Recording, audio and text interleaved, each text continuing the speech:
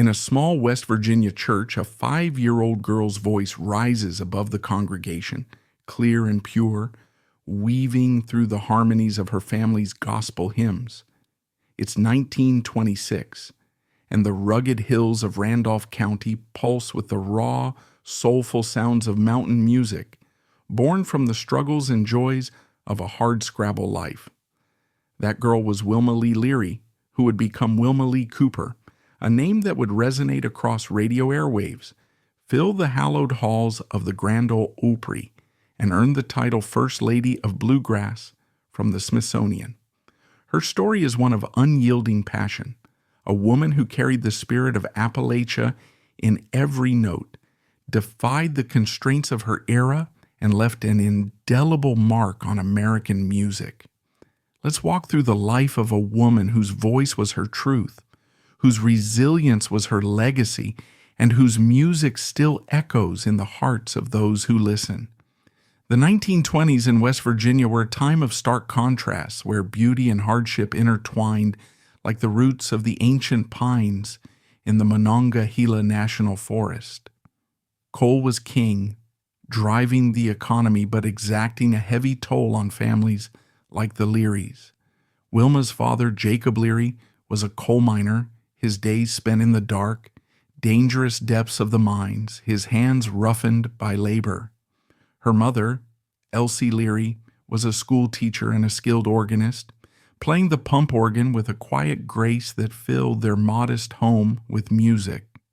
Valley Head, a speck of a town nestled in the Allegheny Highlands, was a place where community was everything. Church gatherings, hymn sings, and barn dances were the heartbeat of social life, and music was the language that bound people together. It was in this world that Wilma's voice first took shape, a gift that seemed to flow from the mountains themselves. By age 5, Wilma was already a standout in the Leary Family Singers, a gospel group led by her parents and featuring her sisters Geraldine and Peggy. Their performances in local churches were more than entertainment. They were a spiritual communion, a way to share faith and fortitude with their neighbors. Wilma's voice, even as a child, had a haunting quality described by a local pastor in a 1930s oral history as like an angel calling from the hills.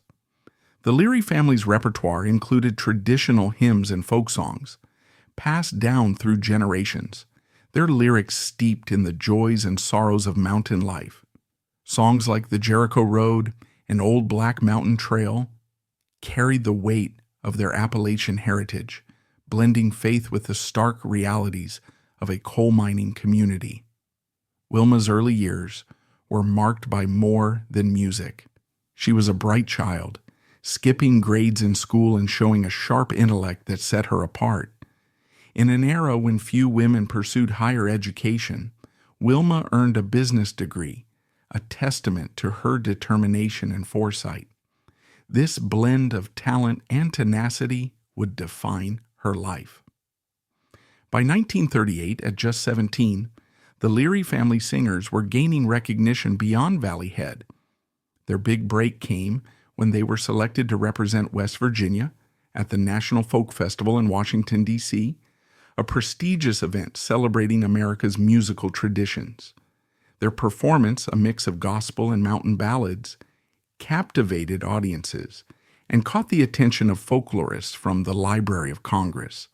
That same year, the library recorded the family's songs for its Archive of American Folk Song, preserving their renditions of Crawdad Song and The Jericho Road.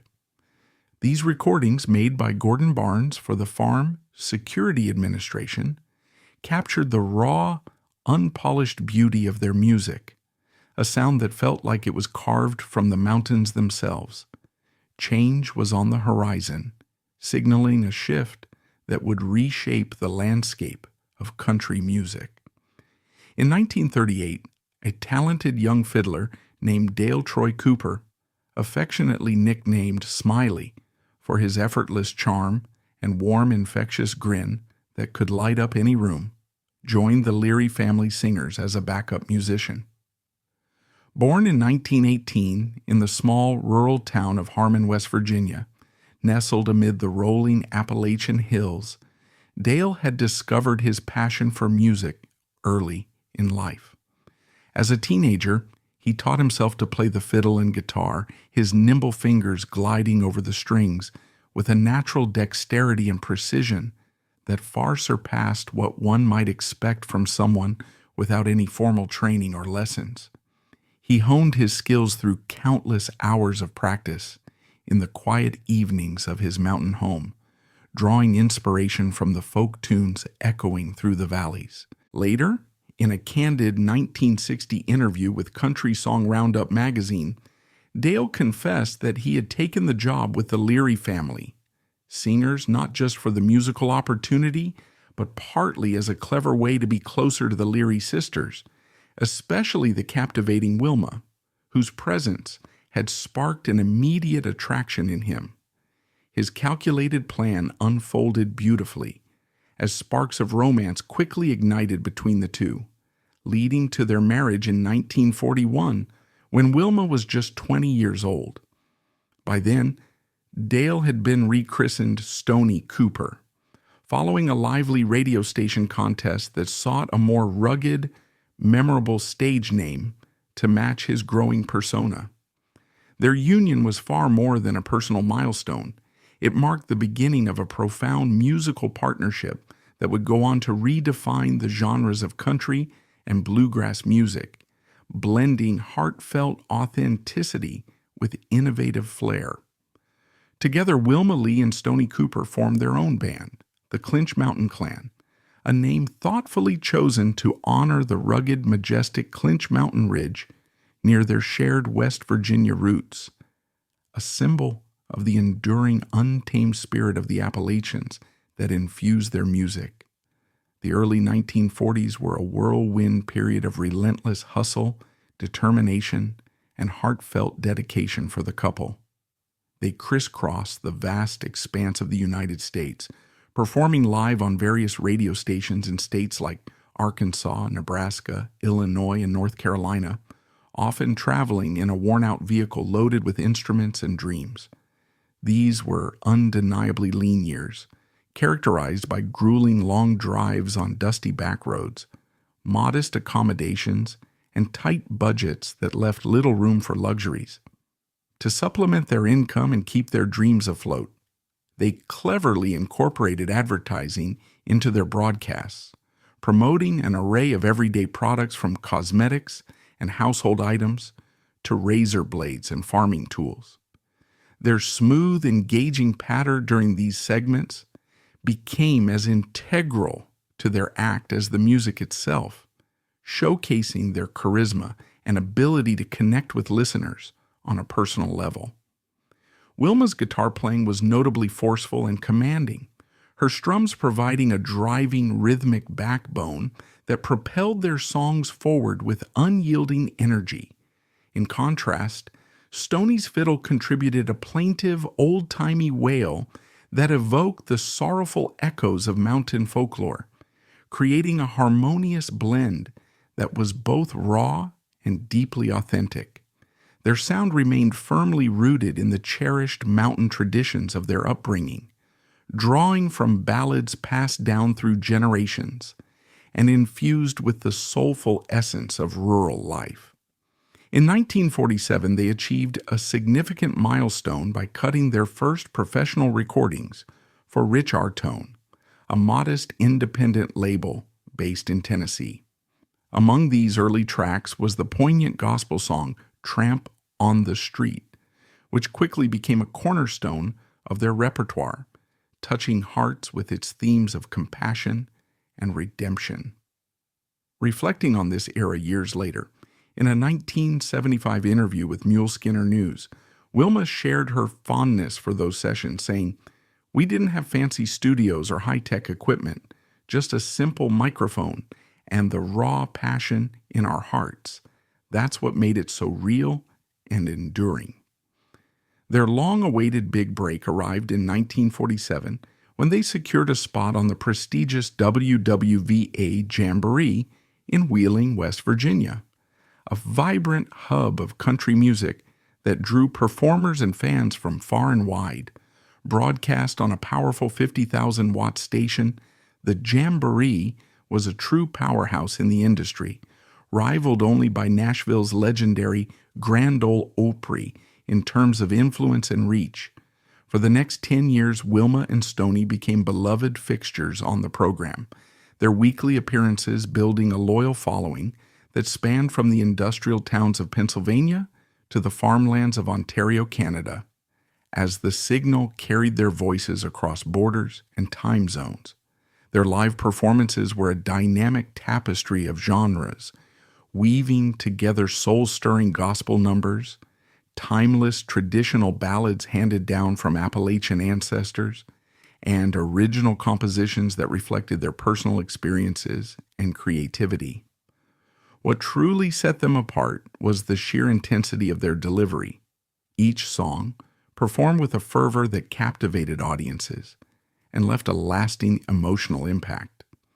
Wilma's voice, in particular, was a force of nature, as described by esteemed music historians Mary A. Buffwack and Robert K. Uhrman in their writings. It had the remarkable ability to rise to a chilling intensity, evoking shivers with its raw power and vulnerability. It was a voice that could shatter hearts, trembling with genuine emotion while remaining anchored in an unshakable strength, standing out distinctly amid the more polished sounds dominating the airwaves at the time. As their popularity skyrocketed, riding the wave of Jamboree fame, they soon signed with the major label Columbia Records, where they produced a string of enduring hits such as the uplifting Sunny Side of the Mountain and the deeply reflective 30 Pieces of Silver. These songs, rich with themes of unwavering faith, personal struggle, and redemption, resonated profoundly with their audience, mirroring the hardships and hopes of everyday people in post-war America, and solidifying the Coopers' place in music history. The 1950s were the Coopers' golden era. In 1955, they signed with Hickory Records, a label owned by country legend Roy Acuff. Their music stood out in an industry increasingly dominated by the polished Nashville sound. While others embraced orchestration and pop influences, Wilma and Stoney stayed true to their roots, blending bluegrass with traditional country. Their 1956 single Cheated 2 climbed the Billboard charts, a bittersweet ballad that showcased Wilma's ability to convey raw emotion. The success of that song led to a life-changing invitation. In 1957, the Grand Ole Opry welcomed them to its roster. Moving to Nashville with their young daughter, Carol Lee, the Coopers joined the ranks of country music royalty. Carol, just 15, began playing rhythm guitar with the Clinch Mountain Clan, her presence a reminder of the family's deep musical bond. Life at the Opry was a dream fulfilled, but it came with challenges. Wilma's voice, described by Billboard in 1958 as a sobbing, thrilling sound, cut through the polished Nashville scene like a knife. Songs like Big Midnight Special and There's a Big Wheel became chart-topping anthems, earning them a devoted following. Yet the road was grueling. Wilma drove the band's bus, a hulking vehicle that carried them across the country. She ironed her stage dresses with care, ensuring every performance was perfect. She even fixed the family's TV sets, a skill she picked up out of necessity. Carol Lee later shared, in a 2002 Opry News interview, a vivid memory of sleeping in a makeshift bed under the band's double bass in the back of their car, a testament to Wilma's ability to balance motherhood and stardom. Wilma carried a sewing machine and a coffee maker on tour, creating a sense of home no matter where they were. It was a life of constant motion, but Wilma thrived on it. Beneath her strength, though, there were moments of doubt. In a rare 1977 interview with Sing Out, Wilma opened up about a brief attempt to step back from music to focus on raising Carol. "I was going nuts at home. Stoney wasn't happy either. It was awful hard to settle down that way. The stage was her calling, and she couldn't stay away. This inner conflict between family and career, tradition and change, added depth to her music.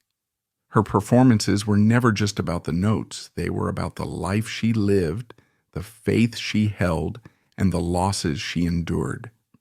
A lesser-known story shared by a bandmate in a 1980 Bluegrass Unlimited article captures this. During a late-night drive to a gig, Wilma broke down in tears, overwhelmed by the pressure of supporting her family and keeping the band together. Stoney comforted her, saying, "Your voice is our home, Wilma. Keep singing." And she did. The 1960s brought new challenges. The Nashville music scene was shifting, favoring a smoother, more commercial sound that clashed with the Coopers' raw style. Producers often pushed Wilma to record songs that didn't suit her, a pressure she resisted fiercely. In a 1965 country music magazine interview, she recalled pitching "I Dreamed of a Hillbilly Heaven" to a producer, only to be told it wouldn't sell. When Tex Ritter later turned it into a hit, Wilma's instincts were vindicated. Another producer suggested she abandon her gospel roots for more radio-friendly material, a suggestion she dismissed outright. "I sing what I feel," she said in a 1970 Journal of Country Music article. "If it don't come from the heart, it ain't worth singing." This clash with the industry revealed a broader tension. The push to modernize country music often marginalized artists like Wilma, whose music was a living link to America's rural past. Despite these challenges, Wilma and Stoney found a home in the burgeoning bluegrass and folk revival scenes. Audiences at festivals and small venues embraced their traditional sound, and the Clinch Mountain Clan attracted top-tier musicians like dobro master Gene Wooten and banjoist Jimmy D. Brock, who later joined the Osborne brothers. Wilma's stage presence was magnetic, her performances a blend of fire and tenderness. A fan from a 1963 Newport Folk Festival, quoted in a Folkways newsletter, described her as a force of nature, like a storm rolling down the mountain. The Coopers' music bridged generations, appealing to both older fans who remembered the old hymns and younger listeners drawn to the authenticity of folk. Then came 1977, a year that shattered Wilma's world. Stoney's health had been declining for years, plagued by heart issues. His death at 58 left Wilma devastated. In a 1988 Bluegrass Unlimited interview, she spoke of the loss with raw honesty. "He was always there, my partner in everything. We leaned on each other." The grief was profound, but Wilma refused to let it define her. Instead, she channeled it into her music, taking the helm of the Clinch Mountain Clan as a solo act. She recruited younger musicians, infusing new energy into classics like "Come Walk With Me" and "You Tried to Ruin My Name." Her recordings for Rounder and Rebel Records in the late 1970s and 1980s were a testament to her resilience, blending traditional bluegrass with a modern edge while staying true to her roots. Wilma's daughter, Carol Lee, became a key part of her story. By the 1980s, Carol was leading the Carol Lee Singers, the Opry's backup vocal group, a role she took on with the same passion as her mother. The mother-daughter bond was unbreakable, forged through years of performing together. Carol later shared, in a 2012 Tennessean interview, a memory of watching Wilma rehearse late into the night, perfecting every chord. "Mama didn't just sing, she lived every song. It was like she was telling her own story." Wilma's solo years were a triumph, but they weren't without debate. Some critics argued her music was too traditional, a holdover from a bygone era. Others saw her as a pioneer, a woman who refused to compromise in an industry that often demanded it. In a 1982 Bluegrass Unlimited article, Wilma addressed the criticism directly. I sing just like I did back when I was growing up. I can't change. I couldn't sing any other way. Her authenticity earned her the Smithsonian's First Lady of Bluegrass title in 1974, a recognition of her role as a steward of mountain music. The debate over Wilma's style wasn't the only controversy. Some historians and fans questioned whether her focus on gospel overshadowed her secular hits, suggesting she might have achieved greater commercial success by diversifying her repertoire. Others argued that her gospel roots were her strength, giving her music a spiritual depth that resonated across generations. Wilma never saw it as a conflict. In a 1990 Journal of American Folklore interview, she said, "Gospel's in my blood. It's not just music. It's how I talk to God and the world." Her ability to blend faith and storytelling made her a unique figure, one who could sing of heartbreak and redemption in the same breath. The defining moment of Wilma's career came on February 24, 2001 at the Reman Auditorium, the original home of the Grand Ole Opry. At 80, she took the stage with the same fire she'd had as a young girl. Her voice, still powerful, carried the weight of a lifetime. Midway through her performance, she collapsed, struck by a stroke that silenced her mid-song. The audience, stunned, watched as she was carried off stage. It was a heartbreaking moment, but it encapsulated her devotion. She gave everything to the music she loved. A lesser-known story shared by a stagehand in a 2011 Guardian obituary adds a poignant detail. As Wilma was carried away, she whispered, "I'm not done yet." Those words were a testament to her spirit, a refusal to surrender, even in the face of physical collapse. Doctors told Wilma she'd never walk again, but she defied their prognosis. Through grueling rehabilitation, she regained enough strength to return to the Opry one last time on September 28, 2010, for the grand reopening of the Opry House after a devastating flood. She didn't sing, but her presence was enough. Standing before the crowd, she waved and thanked them, her smile a beacon of resilience.